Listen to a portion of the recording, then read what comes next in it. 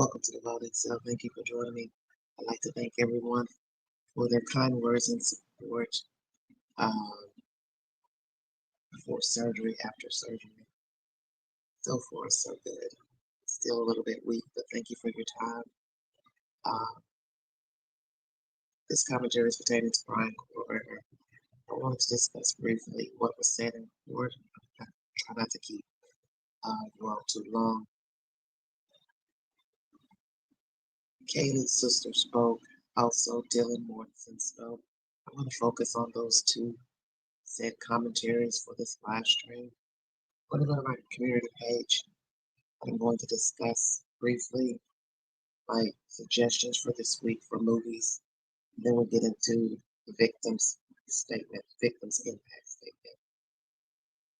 My movie of the week is I See You, starring Helen Hunt. It's free on the Roku channel. And also, another suggestion is Scarlet Winter, and it is free on the Tubi app. Your thoughts on Dylan's impact statement at Bryan Kohberger's sentence? 67% of you said it was genuine, 33% unsure, 3 people have voted. 30 minutes ago, I spoke about Bryan Kohberger. The near smirk on Kohberger's face while Dylan spoke was creepy as F. He has no empathy. Every word spoken by family members went in one ear and out the other. BK could care less about how they feel. Lord have mercy on us all, and him too, because one day he will stand before God to atone for killing these kids. Let's hear from Katie's sister. Thank you for joining me. If you'd like to donate to this great network, $sign the Angie 129 Cash App. Stickers and chats are welcome during the live stream. Some of these might be familiar, so sit up straight when I talk to you. How was your life right before you murdered my sisters? Did you prepare for the crime before leaving your apartment? Please detail what you were thinking and feeling at this time. Why did you choose my sisters? Before making your move, did you approach my sisters? Detail what you were thinking and feeling. Before leaving my home, is there anything else you did? How does it feel to know the only thing you feel more miserably at than being a murderer is trying to be a rapper? Did you recently start shaving or manually pulling out your eyebrows? Why November 13th? Did you truly think your Amazon purchase was untraceable because you used a gift card? How do you find it enjoyable to stargaze with such a severe case of visual sound? Where is the murder weapon, the clothes you wore that night? What did you bring into the house with you? What was the second weapon you used on Kaylee? What were Kaylee's last words? Please describe in detail the level of anxiety you must have felt when you heard the bear calf pull up to your family home on December 30th, 2022. Which do you regret more? Richard. I'm going to stop right here. What is she speaking about? Second weapon. Was there a second weapon used? She must have information pertaining to another weapon used. So what was the second weapon? Is this in the autopsy report? It must be for her to speak these words. It's very creepy. The one thing I'd like to say is that I don't know if these people really could have stomached listening to the information from the medical examiner pertaining to their loved ones. Because seeing is believing. And I just don't think many people, including 12 members of the jury, could have stomached the photographs and the descriptions of 4 dead people inside of that King Road home. Bring it to the crime scene 5 hours later, or never, ever going back to Moscow, not even once, after stalking them there for months. You're really smart Do you think you'd be here right now? What's it like needing this much attention just to feel real? You're terrified of being ordinary, aren't you? Do you feel anything at all? Or are you exactly what you always feel? Nothing. If you're so powerful, then why are you still hiding, defending? You see, I'm here today as me. But who are you? Let's try to take off your mask and see. You didn't create devastation. You revealed it in yourself. And that darkness you carry, that emptiness, you'll sit with it long after this is over. That is your sentence. And it was written on the wall long before you ever pled guilty. You didn't win. You just exposed yourself as the coward you are. You're a delusional, pathetic, hypochondriac loser. Oh, wow. You thought you were so much smarter than everybody else.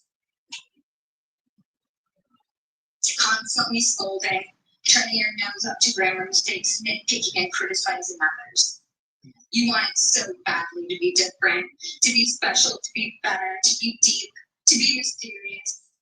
You found yourself thinking you were better than everyone else, and you thought you could figure out the human psyche and see through it, all while tweaked out on heroin.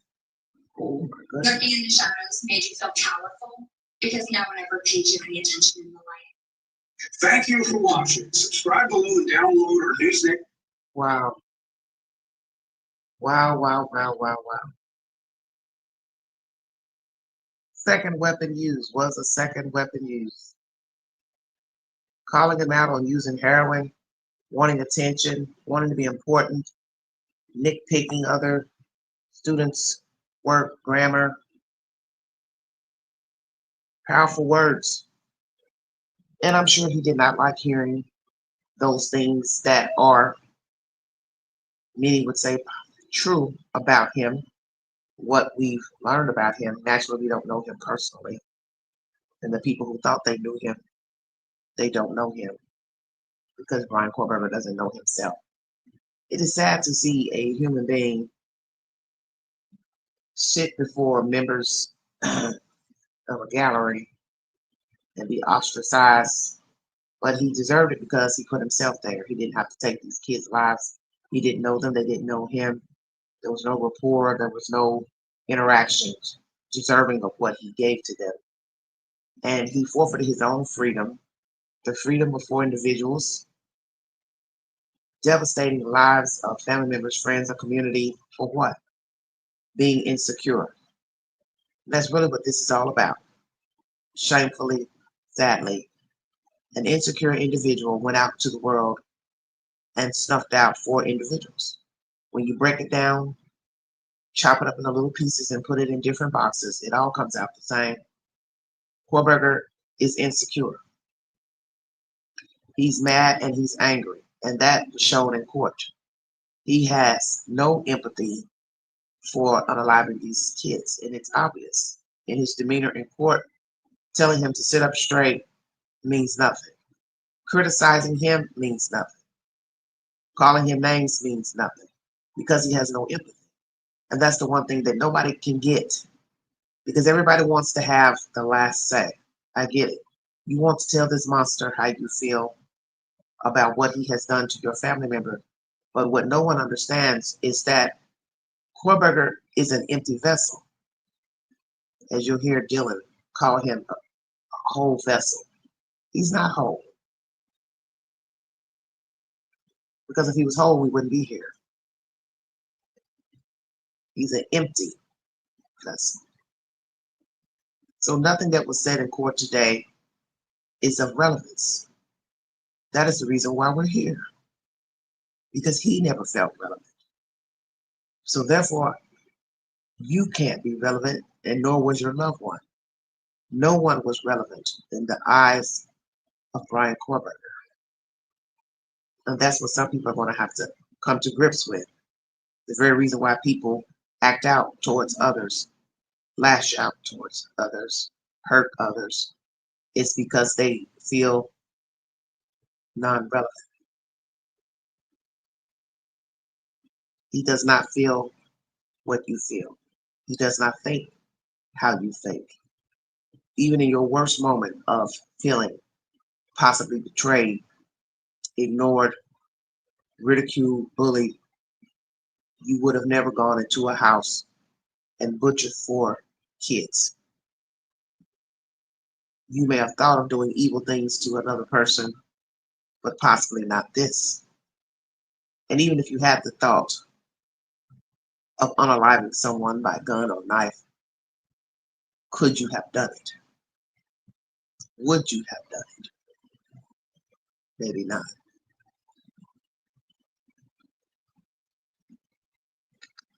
Next, we'll hear from Dylan Mortensen. Thank you for joining.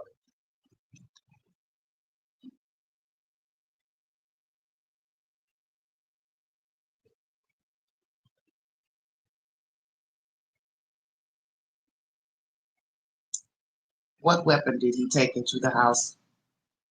We long suspected 1 knife, but maybe there were more weapons. Where did he discard the weapon? His clothes? That's just Sister asks. Do you believe Dylan's statement was genuine in court? Take the poll on my community page. Thank you.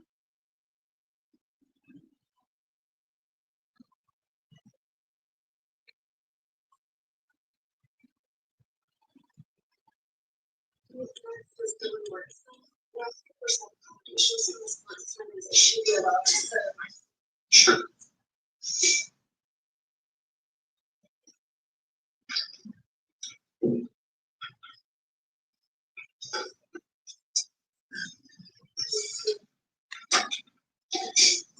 Johnny's taking time, right?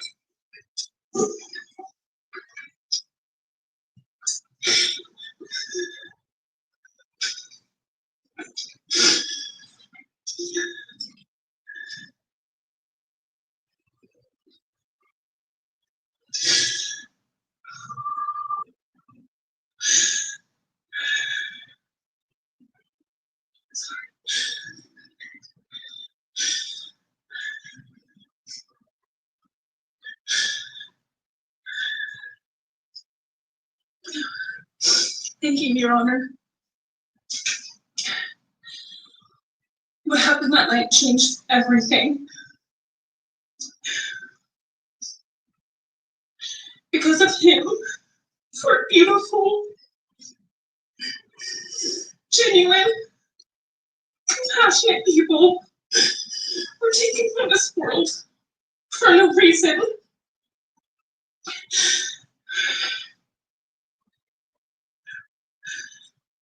He didn't just take their lives. He took the life they carried into every room. And he took away how they made everyone feel safe, loved, and full of joy. He took away the ability for me to tell them that I love them, and I'm so proud of them. He took away who they were becoming, and the futures they were going to have. And he took away birthdays, graduations, celebrations, and all the memories that we were supposed to make. All of it is gone. And all the people who love them are just left to carry that weight forever. He didn't just take them from the world, he took them from me, my friends, my people who felt like my home, the people I looked up to and adored more than anyone. He took away my ability to trust the world around me. What he did shattered me in places I didn't know could break. I was barely 19 when he did this. We had just celebrated my birthday at the end of September. I should have been figuring out who I was. I should have been having the college experience and starting to establish my future. Instead, I was forced to learn how to survive the unimaginable. I couldn't be alone.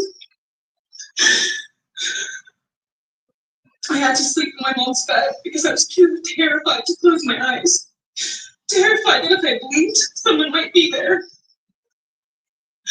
I made escape plans everywhere I went. If something happens, how do I get out? What can I use to defend myself? But who can help? But then there are the panic attacks. The guy that slammed into me like a tsunami out of nowhere. I can't breathe. I want to stop right here.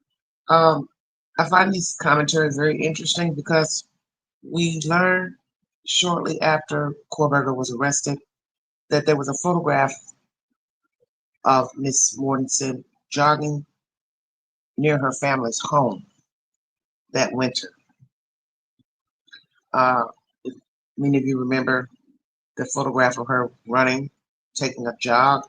She had on shorts and a pullover jacket. Some may have found that strange. Some may have not. But then when you hear her words now, it makes them contradictory to some people because some people may say, well, even if he was arrested, you didn't know if he was the actual killer at that time. And it was soon after the arrest that they photographed her running. Some might say, well, I still would have feared for my safety going out just because of the case itself, the brutality of the victims' murders. Although this man's been arrested, are they sure they have the right person? And also just dealing with the media, the scrutiny from people online. Would you have been outside running soon after Kohberger's arrest? Just asking. And now you fast forward 2.5 years later to this statement read here in court today.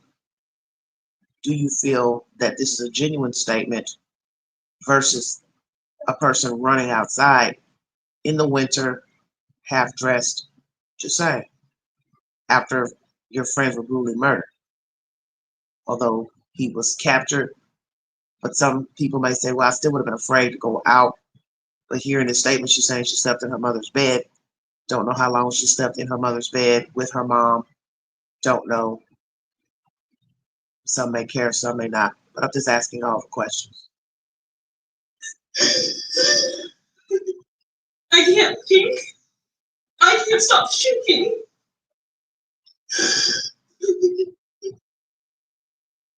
All I can do is scream because the emotional pain and the grief is too much to handle.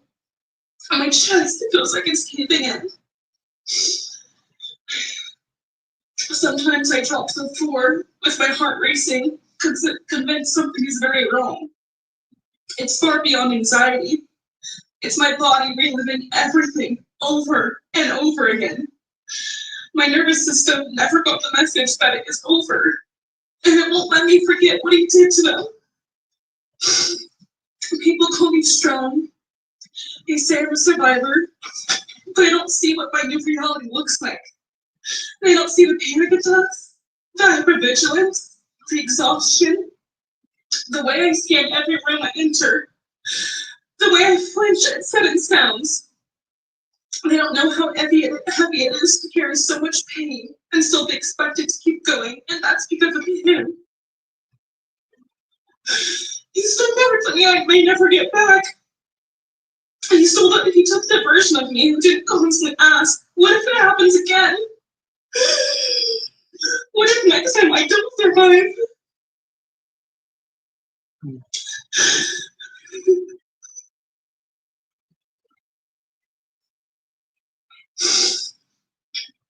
He may have shattered parts of me, but I'm still putting myself back together. Piece by piece, I'm learning how to live in this new version of life. It is not easy.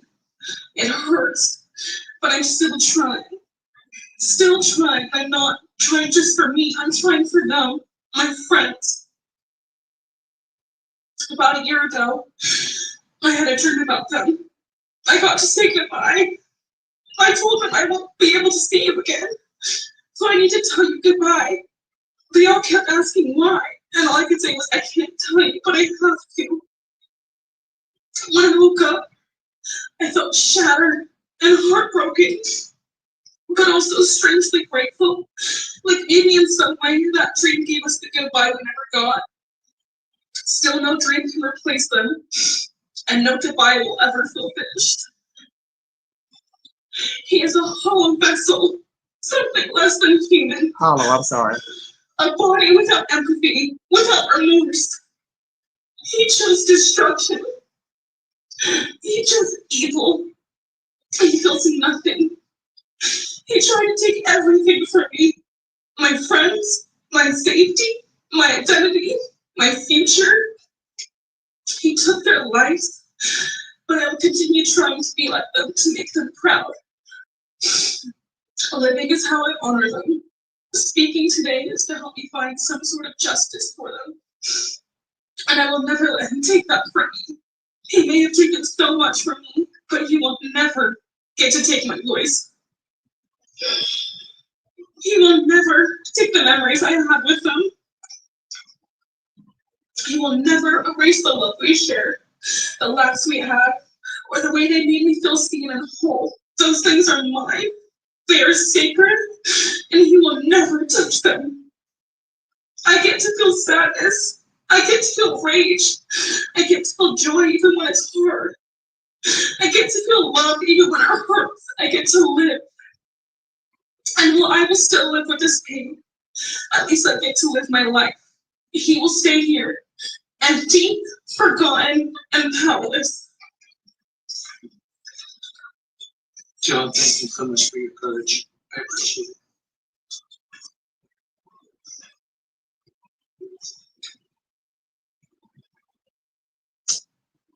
And that's that. KTVB is the source. So you heard from Kaylee Gonzalez's sister, Olivia. News Nation was the source for that information. And then you heard from Dylan Morgan. What do you all think about her commentary, Dylan? Was it genuine? Was it not genuine? Still only 3 people voted. 67% of you believe it was. 33% you're not sure. Very interesting. Once again, my movie of the week is I See You, which is free on the Roku channel, and Scarlet Winter, free on Tubi. While I was listening to Dylan speak earlier, well, forgive me for saying she used the word whole vessel. She said hollow. Forgive the discrepancy. I still go back to my words 2.5 years ago and recently.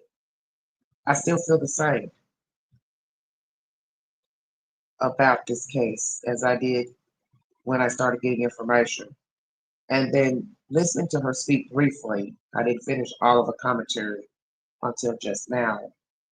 I still feel the same about she and Bethany, that fateful warning, because just listening to her speak earlier, as I always say, sometimes you have to replay things as if you are in the picture, as if it's a movie playing, you're the lead or playing a role. React, respond as if you are in the moment. And I can't understand the actions, non-actions. That's my opinion. Because I've said it to you all before. Where I have positioned my own bed in my room is now close to the door, where I can see straight down the corridor to the front door. And I'm trying to imagine sitting here now. It is dark down this corridor.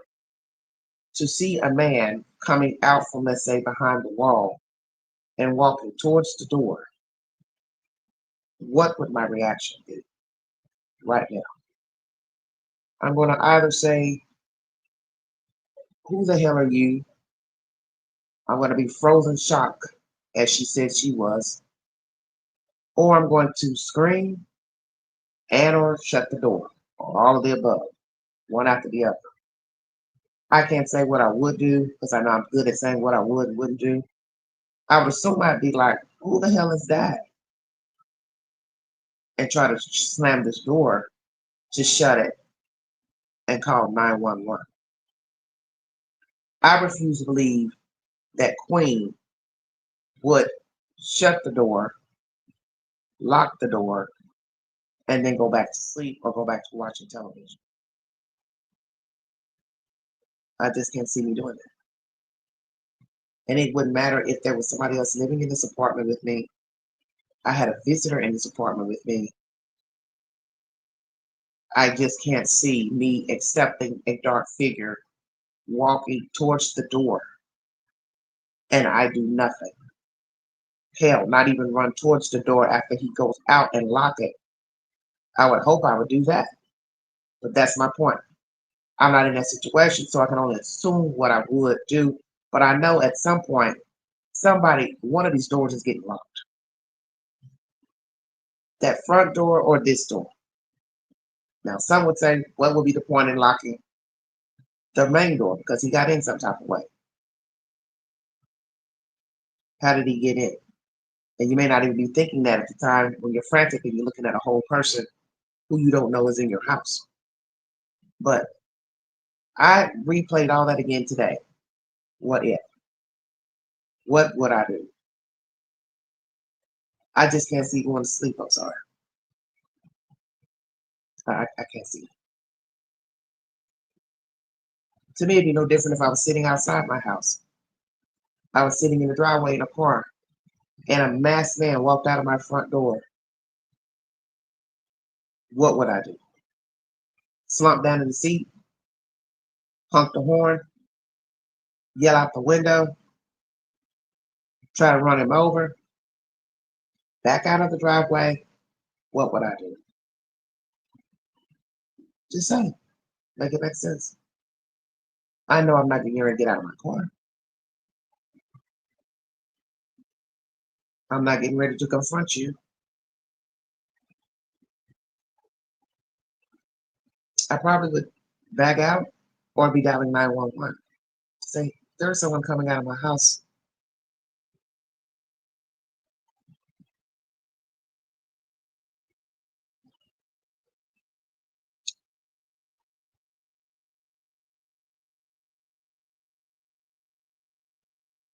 I always try to make sense out of things that don't make sense. And sometimes it's never going to make sense because one, I'm not in that situation. And I'm just confused by all of this still today. Even thinking back to the police officer's statements in the affidavit when he said he walked into the house and blood rose to his nose. How in the world could I not comprehend what he said?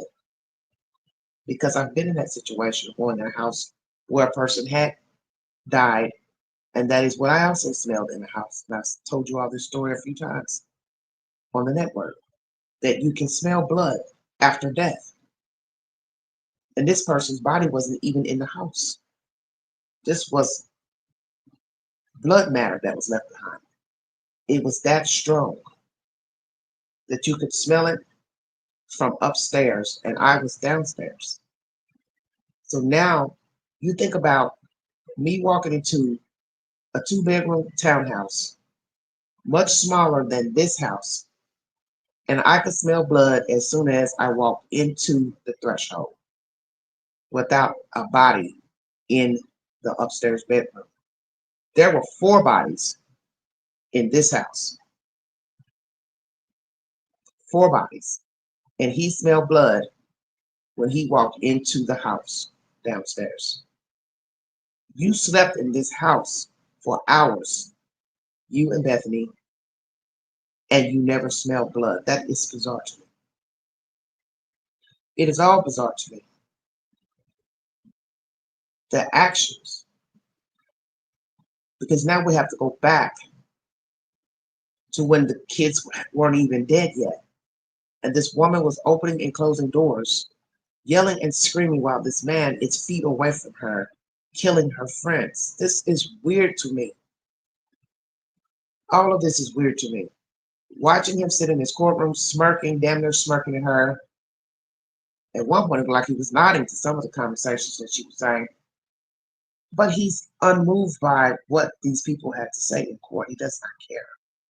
You feel vindicated by speaking in court, speaking to Kohberger. It went in one ear and out of the other. He doesn't care. He killed them because he could, and possibly would have murdered other people had he not been apprehended. He is a lonely vessel, hollow, unmoved, unbothered, and he's been that way for some time. So, as the sister said in court, he didn't just get lonely that night. Yes, he's been lonely. And the thing they don't understand, some people, Bryan Kohberger has been angry longer than the 2.5 years that you all have been angry. As one lady spoke about forgiving him, coming to Christ,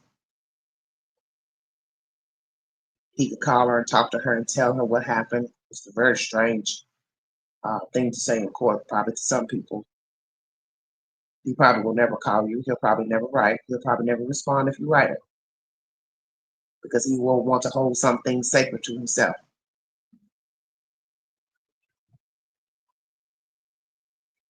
I doubt you'll ever get the truth. Maybe one day down the road he may tell how he chose the victims, who was the target, what led him down this road. But for now, he gets to keep all that a secret. And to him, that's vindication. I don't have to tell these people anything. I don't owe them anything. I want to keep everything I did from day one up until the day they arrested me to myself because I don't owe them a damn thing. And to some people, it may seem cold what I'm saying, but I don't think what I'm saying is not the truth. It's obvious. It was written on his face. If it was up to Kohberger, he would have fallen asleep in there or got up and walked out if he could. And I'm telling you, it probably took everything out of him not to jump up and start screaming, "Shut the F up. You don't know me. Who cares?" That's what I was thinking the whole time. Wow, the sister's talking, Dylan's talking, other people speaking. I thought he wants to yell back so bad. F you. You don't know me. You don't know what I've been through. You don't know how I feel inside. You don't know Bryan Kohberger. Hell yeah, I'm mad. I'm angry. I hate people. I hate me. Hell yeah, I'm a coward. So what? Deal with it.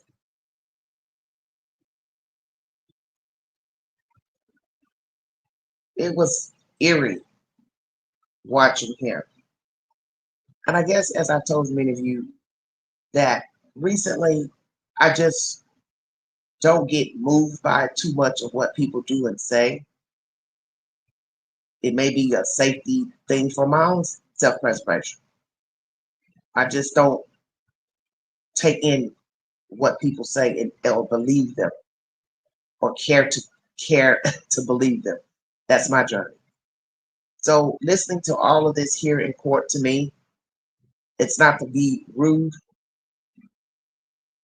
but it's of no consequence. Because when you deal with certain type of people, you already know what is to be expected. I'm not in their shoes because I have not gone through what they have gone through. So I get why they are there. They went there to show support for their loved one, friend, and to tell this thing, the court, how they feel. But in the end, the person that you are mainly addressing, he could care less. As the judge said, this is over. After this, it's mute. But we already know it won't be mute because there's still going to be people who believe he's innocent. There's still going to be people supporting him down the road when we're old and gray and possibly dead. There'll be people fighting to get him released. It'll be a shame if one day we find out he gets released at 80, 90 years old. That's going to be a factor because it happens every day. And then we may look up and hear him say, "I made a mistake. I should have never given that plea. I only did it because my lawyer said it was the best thing to do. Because we hear this all the time with criminals, changing their plea and then blaming the lawyer. Ineffective counsel, blah, blah, blah. And I got a feeling that's probably what he's going to say after a couple of years of sitting in prison, if he hasn't been beaten to death or also butchered. I made a mistake. I did this for this reason, this reason, this reason. I really didn't want to give a plea. Some of you may not agree with the plea. The Gonzalez family have been the most outspoken during this debacle. And a lot of times, Mr. Gonzalez seems quite, exuberant and narcissistic in his behavior, in wanting answers, even in the beginning when they were first investigating this case. And I don't think he really realized they just could not just tell you and other people what you wanted to hear. They couldn't tell you who a suspect was, what they gathered. That's just their right not to divulge that information. And who he thought should be interrogated. Well, now look at the end result of all of that falling out with the district attorney's office, arguing, giving all these vocal statements. Whoever you thought could have killed your daughter and friends wasn't that person. Think about that now. So you see, at some point, everybody in the story had to eat crow if you thought a certain person killed these kids. That's why I never gave an opinion when the children were murdered, because there were too many people murdered for me to say, this one did it, this one did it, I think this one did it. How in the world could I think who did it when I didn't even know the kids? I didn't even know who they were friends with, who they were dating, who they fell out with. So I never spoke on it.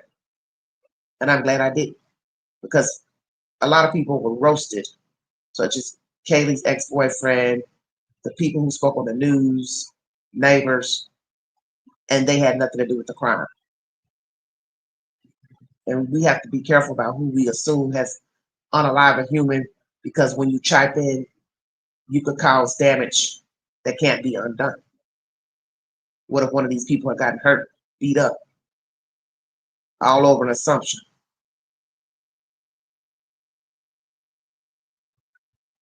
Now, Kohberger is the suspect killer. You can't undo what you've assumed about who you thought the killer was. Killer is. Can't take it back. Sorry, not sorry. Too late.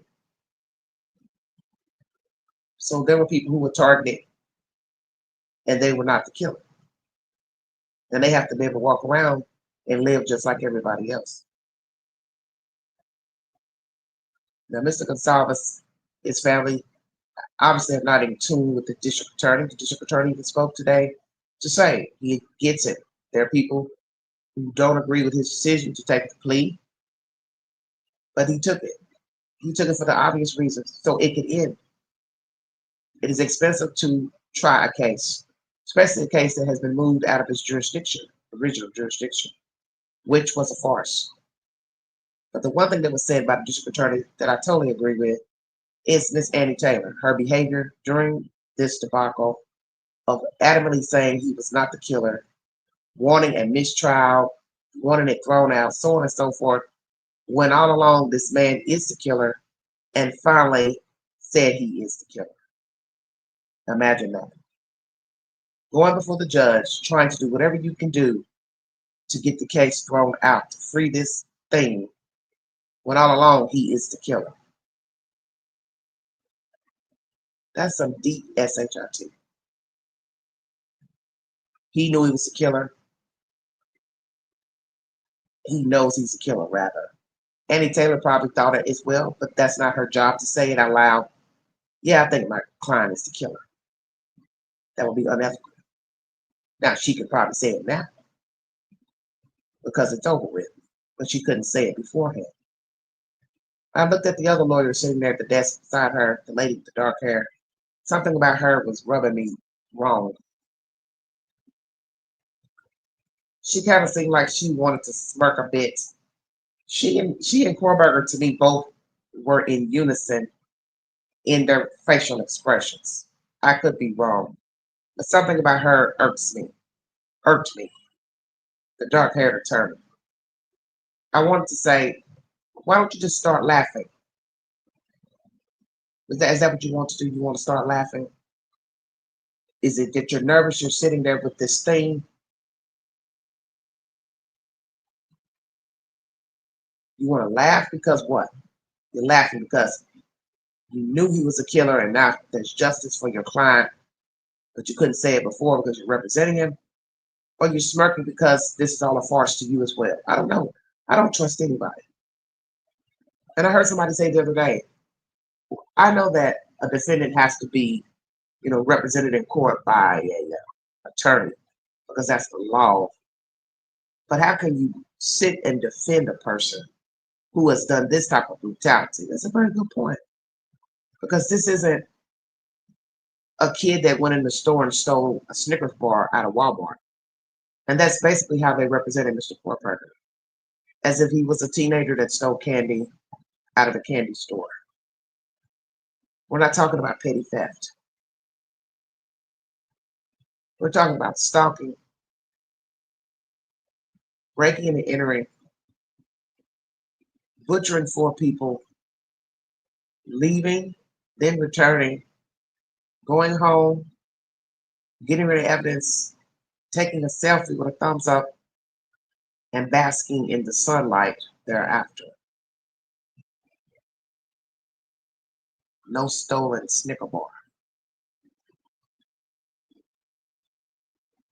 Unaliving 4 people and reveling in it afterwards. Where was Bethany? Why didn't she speak? Is she and Dylan still friends? Wondering where do they live? What are they doing? Do they work? Did they finish school? Have they changed their habits? I was questioning that as Dylan spoke. Because it's easy to give a synopsis on a sheet of paper, but your actions are more relevant than what you put on paper. Have these young ladies changed their behavior since the murders of their friends? Because the one thing I have learned as being a human being is that talk is cheap. We all say things that we do not mean, and we contradict ourselves, and we lie to ourselves. We're hypocrites. And I'll give you for instance, and this is true, something I heard the other day with a woman who's working the street in Virginia. She said to the host of the podcast, I don't know why I keep hanging out here in the street, knowing what has happened to me and what is happening to my own child who is also out here on drugs in the street, prostituting, doing whatever to survive and get high. You would think after someone attacked me that I would never get in a car, because even think the daughter said that. I think they both have been attacked. The daughter was attacked. Why would I still be out here doing this? Very good point. Why would you still be in the street if someone had pulled a knife on you in a car and sexually assaulted you? Why would you then later get back in a car with a stranger that you do not know to risk that having going through that scenario again and possibly die? Because the high is greater than the end result. So that's why I asked this question about the young ladies. With all that you have heard and have been told pertaining to that night, morning, King Road, what have you changed in your demeanor, in how you deal with people and how you navigate?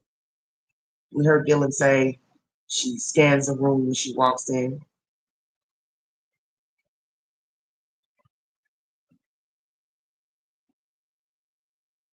Does she?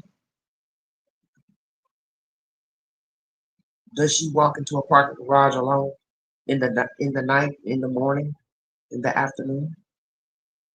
Is she safe taking a day trip by herself, by car? She, Bethany. Do they go places alone, out to eat, to the movies, to a bar? Do they even go out anymore to bars, functions, drink alone, drink with friends? Do they have friends? I've wondered all of those things because I know at some point in life we will forget about what happened to us or being in a certain type of scenario, such as if you were hurt in an elevator, attacked in a stairwell. At some point, you may eventually go in a stairwell. You may eventually go in an elevator. You're leery, of course, but you don't have any other option, perhaps, but to go in that elevator or go in that stairwell. But you may start to think back to an incident where you were hurt or harmed and realize, what am I going to do if I'm trapped in here? So I wonder about that with the girls, how they've been living. Do they take precautions in people they talk to, dating, befriending people online, so on and so forth? Living alone, do they live alone? Are they still living with parents? Because I think we know that at some point these young girls can no longer keep staying with relatives as adults. They're going to have to go out and work and get their own place. Will they be able to rent an apartment house and live alone? That would be a very scary thought. Living alone, worrying about the windows, the doors, having men come over to repair things, be afraid to be alone in a room with a man. I even have to ask if they're dating. Are they dating anyone? Do they trust the people they're dating? A lot of questions. Thank you, sweetheart. Thank you, Mr. Holbert. Thank you. Just a lot of questions. But we do get back into the flow of things after tragedy. Many things I have not shared on uh, this network. Stupid things I've done myself and put myself in crazy situations of being harmed. And then later, eventually, be right back talking to the same person that's done wrong to you as, how can I describe it? Confusion. Confused at what the person had done. The why. Some would say, oh, I would never. And I've caught myself saying it. I would never. But I've done crazy, foolish things as a young person or mid-30s, wondering, how did I get myself in this situation? Why am I talking to this person who was trying to harm me? Because you put yourself in a crazy thought process. Like, why? Why did you try to do this to me? And actually, these young people didn't get that opportunity because they didn't live to question Mr. Kohberger. And as I said, we all make mistakes and do foolish things, but at some point we have to learn from them, because something that Dylan said that is so very true, and I have thought the same. What if she gets back in this situation again? What is she going to do? And she said, will I be able to get out? And that's a very good question, because Dylan and Bethany both know they were in that house while Bryan was walking around. And he never went to their rooms that we know of. He also had to have some idea that they were also there. But they came out unscathed for whatever reason. And they lived to tell the story. May have never been an intended target. Xana and Ethan may have just been casualties, caught up, confronting him by accident, him coming down the stairs, don't really know. They may not have even been intended targets, but they ended up dead anyway. That's a scary thing to experience, wondering why am I alive? Why he didn't choose me? Intentional, happenstance, what happened? You don't know, because I don't know if he's ever going to tell the truth. I'm sure many people want to know. Why didn't you hurt the other two girls? Was Ethan and Xana just casualties of war? You were caught. They caught you. It's all bizarre. So bizarre. I do believe there's more to the deaths of the two girls upstairs. It appears it may be more. It was more hatred for the two. Probably Kaylee more if Maddie was the target because Kaylee was there. He wanted Maddie to himself. How dare you be here? I wanted a long time with her. Either way, it's still scary as fuck. And I pray that no one is ever in that situation to be fighting off someone trying to harm them. And that's what's so scary about this story, is that these were not uh, battered women and the guy, boyfriend, husband, estranged husband, boyfriend came in to unalive one and then just so happened to kill the other housemates as to go undetected.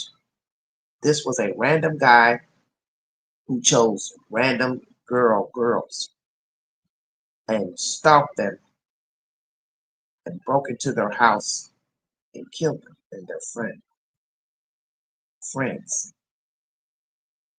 And everyone wants to keep asking why. What do I tell you about asking that question? You're supposed to ask, why not? Because you know deep down inside that's a stupid question. Why? And Bryan Kohberger will tell you the same. Why are you asking me why I did it? You know why I did it. I did it because I could. I didn't need a reason. I didn't need your permission. I did it because I wanted to do it.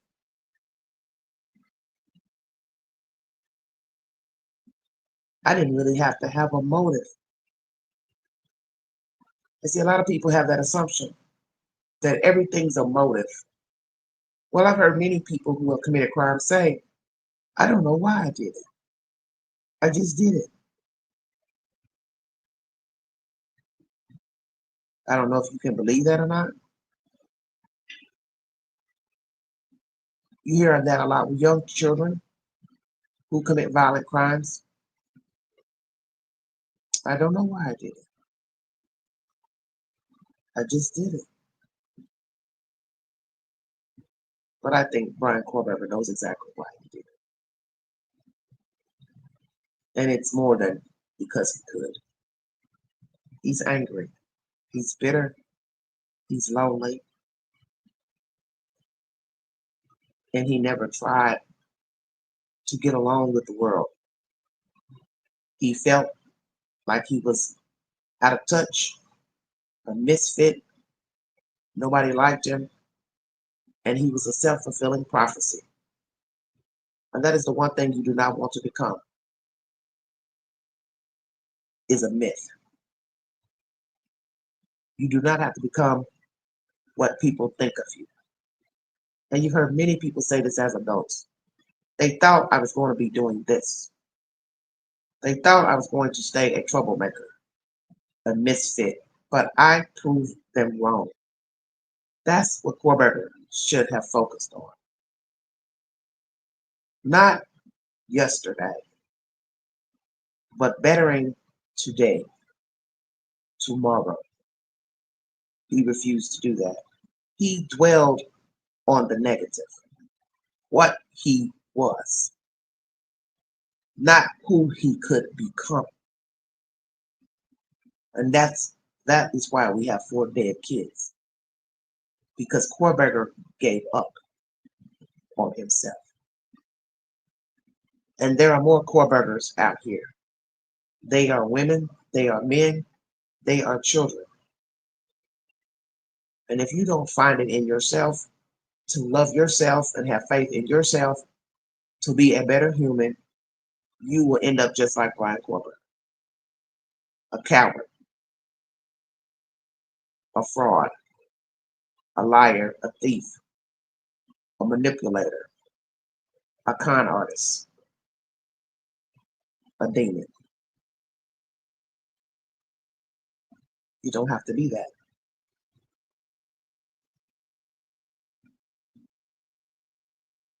There's one lurking in the shadows as I speak, possibly forming in the belly, in the womb of a woman.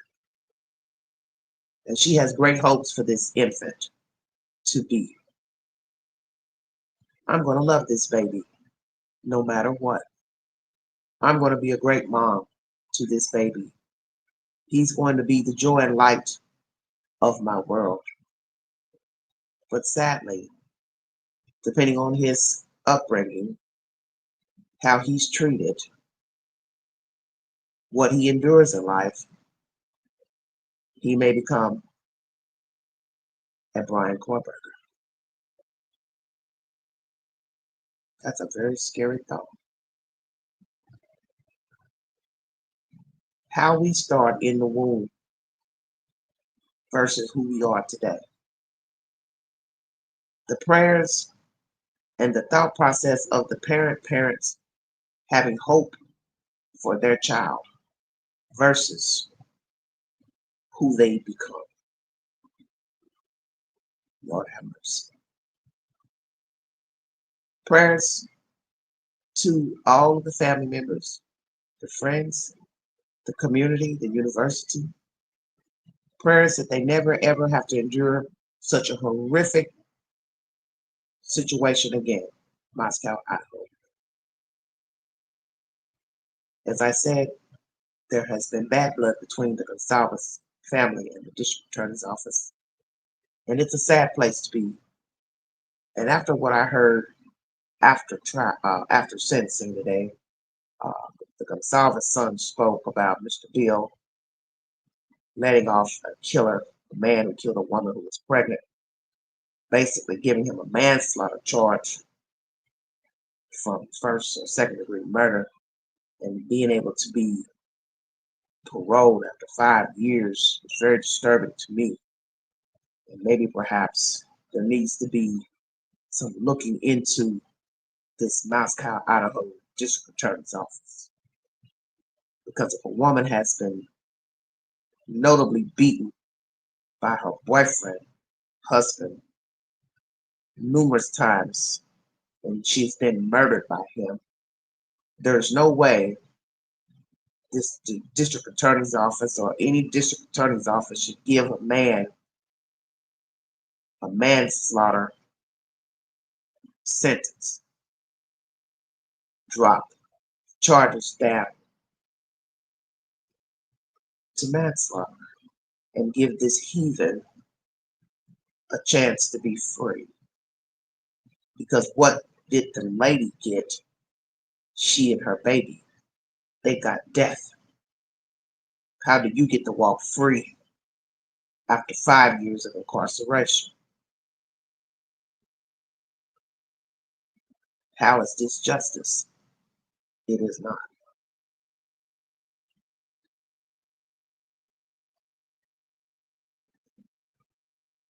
And this is a city or a small town that did not have a lot of crime. If you go back to the beginning of this story, all that was mentioned about Moscow, Idaho, and how many murders it had in the past 10 or so years before the Idaho 4 were murdered. They only had a few on the books. But with this case, this young man mentioned, Mr. Gonzalez, the oldest boy mentioning, it gives us pause to show that the justice system is not equal to the crime versus the victim and the suspect, and it is unfair. And we're seeing a lot of this with judges giving people a few years for murder, especially in DUI cases. It's a travesty to let somebody go walk free just because they had a paid attorney. And you drug a man down the highway knowingly with your car. And he was on a motorcycle. True story here in Knoxville. This girl is free. And she has the audacity to tell the judge last year, I want it removed from my record. Excuse me?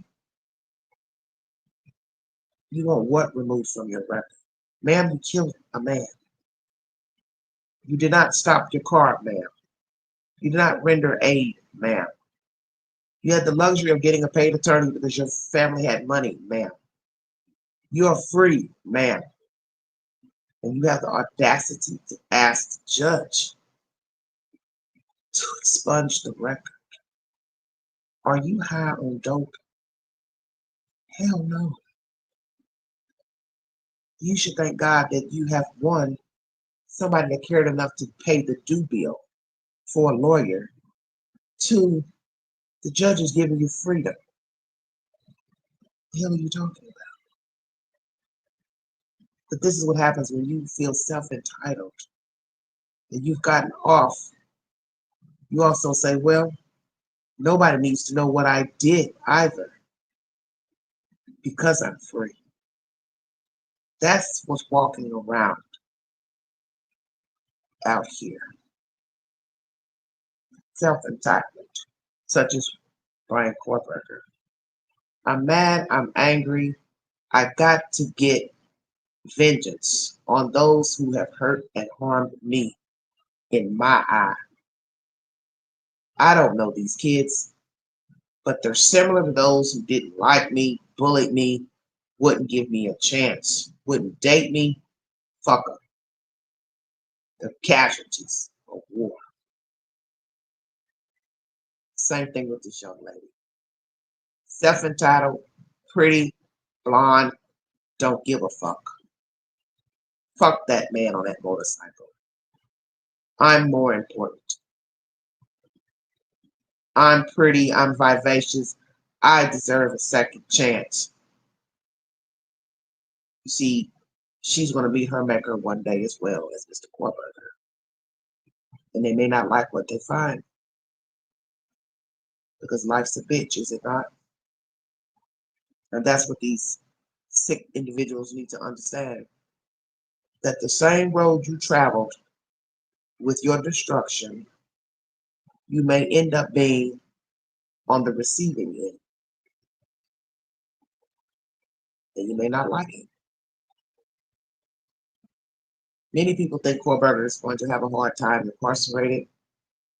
That's a myth. Allegedly, he's going to a very rough prison. He may be in solitary confinement. Who's to say? I don't know. He may be put in a part of the prison that has, you know,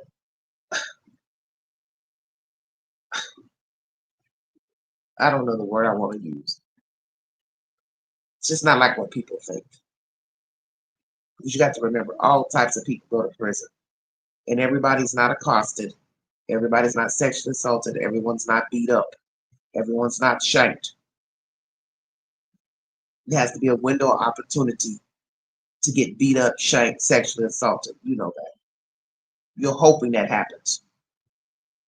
That evil part of us that we're not supposed to have in us. Hope something bad happens to Kohberger. But nothing may ever happen to him. Will he speak one day to someone? Reporter?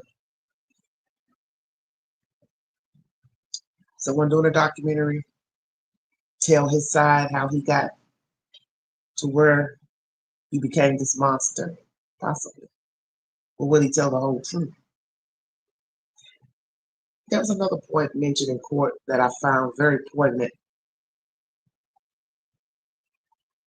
The man who spoke about Kohberger's parents, and then I'm going to check it because I'm talking longer than I should be talking. He says, you hurt your own family. Look at the legacy you've left for them besides yourself. The name you've left upon your family to be ridiculed, criticized, judged according to your devious deeds. Very true.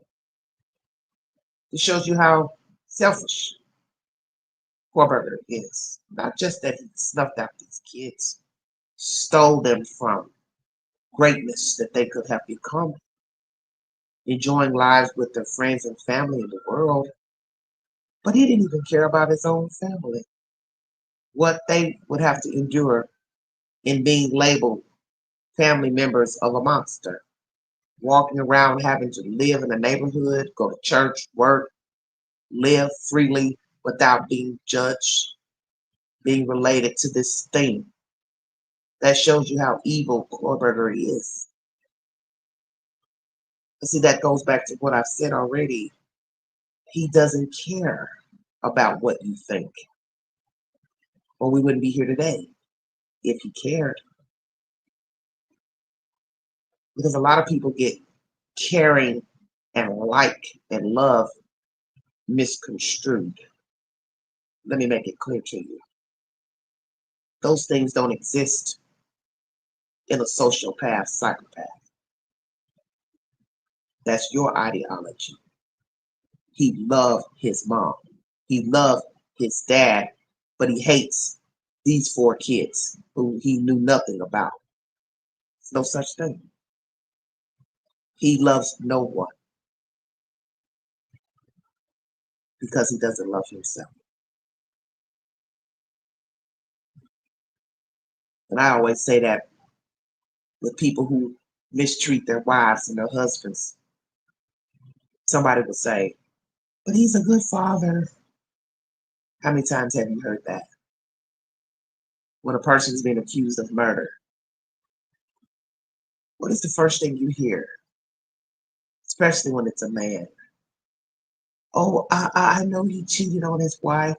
I know he was a liar, a fraud, but he loved his children. Do you know how ridiculous that sounds? Think about what you're saying.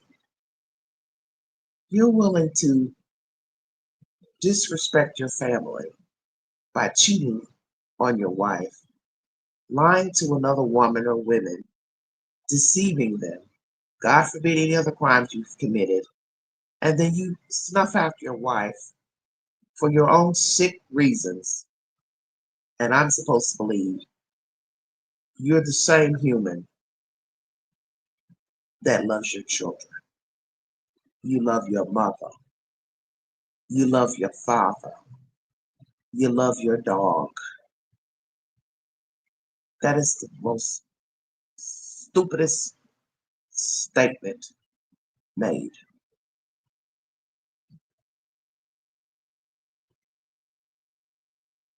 How can you love your child when your child came from the person you despise? And you're willing to snuff out that person, but you love your kid. You love your mother, but you don't have enough respect to say, I'm not getting along with this person. I'd rather just walk away. She go her way and I go.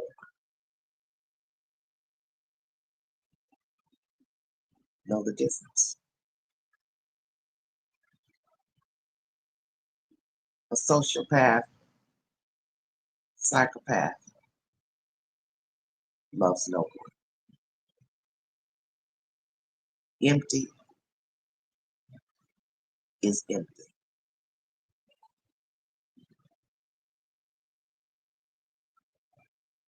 There are no passes. Like, share, subscribe. Drop your comments below this video.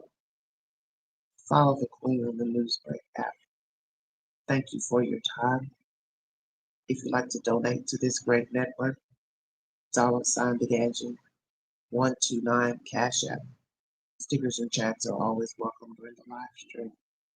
Thank you for the kind words and prayers. Thank you for allowing me this opportunity. I did not know when I was going to come back on, but I wanted to speak on this case way longer than I should have spoken. But anyway, I wanted to get my thoughts out pertaining to the victims' family members speaking in court today. Mr. Kohberger will be serving life in prison until his death. He will not be getting out to do anything except for lie in a cold grave once he has no more breath, rightfully so. We will see if one day he decides to speak to the media to tell the world why he unalived these kids. But in the end, it won't matter because there's no justification for killing these kids. The motive is irrelevant. People just want the logistics.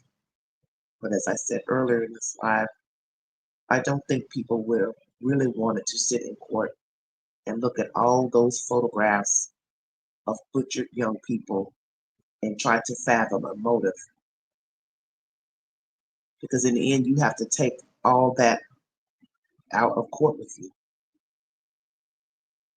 And I don't know if these people really would be ready for that because you can't undo what you see.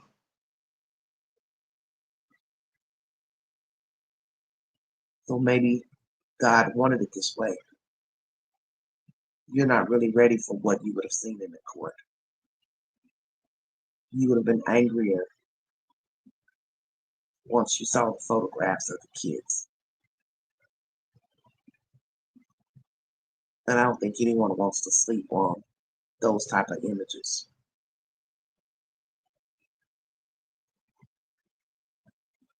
Thank you all so much for joining. You have been listening to the Raw XL.